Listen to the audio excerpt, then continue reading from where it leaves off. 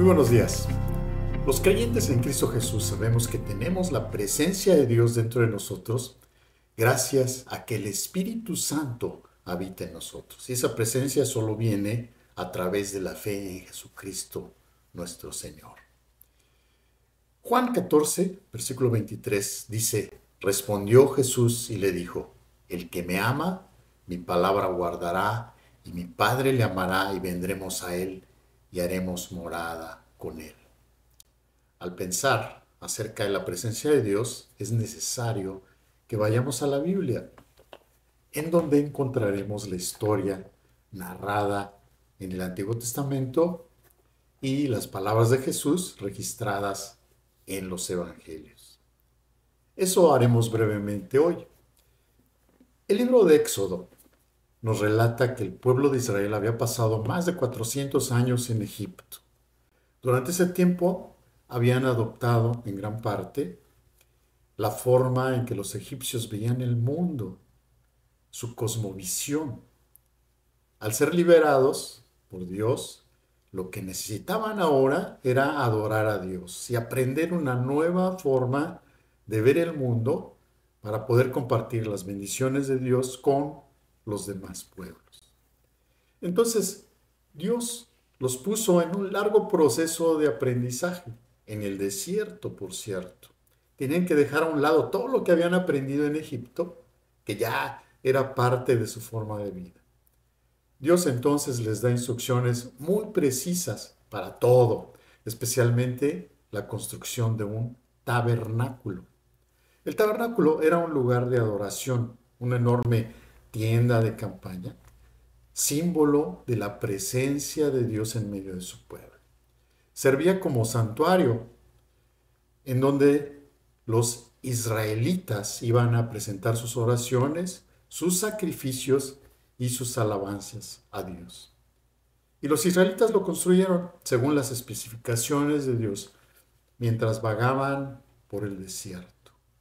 Y lo usaron durante todo ese tiempo hasta que el rey Salomón, muchos años después, construyó un templo. Ahora, la palabra tabernáculo es una traducción del hebreo mishkan, que significa morada. El propósito del tabernáculo era proporcionar un lugar donde el pueblo aprendiera a orar apropiadamente a Dios.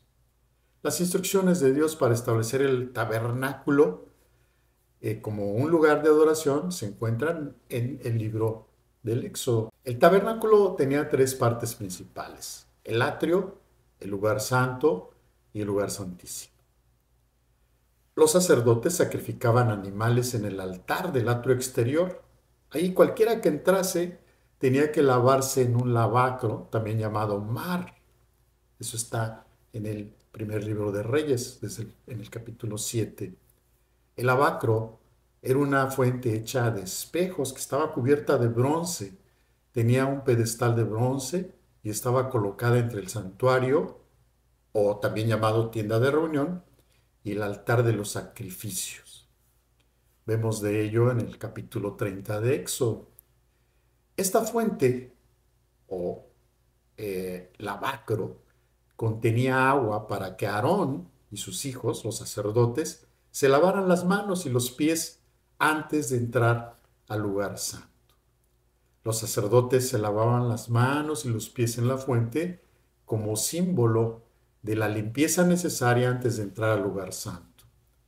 En Juan 3, versículo 5, nos dice: respondió Jesús: de cierto te digo, que el que no naciere del agua y del Espíritu no puede entrar en el reino de Dios. El lugar santo era el siguiente nivel. Había una habitación dentro del tabernáculo en donde había tres objetos importantes. El primero de ellos era la mesa de los panes de la proposición, como recordatorio de la provisión constante de Dios, de su presencia y protección. La mesa habla de Jesús, el pan de vida. Leemos en Juan capítulo 6, versículo 35, que dice: Jesús les dijo: yo soy el pan de vida. El que a mí viene nunca tendrá hambre, y el que en mí cree no tendrá sed jamás. En segundo lugar estaba el candelero o menora, que ardía continuamente. En Juan capítulo 8, versículo 12 dice, otra vez Jesús les habló diciendo, yo soy la luz del mundo.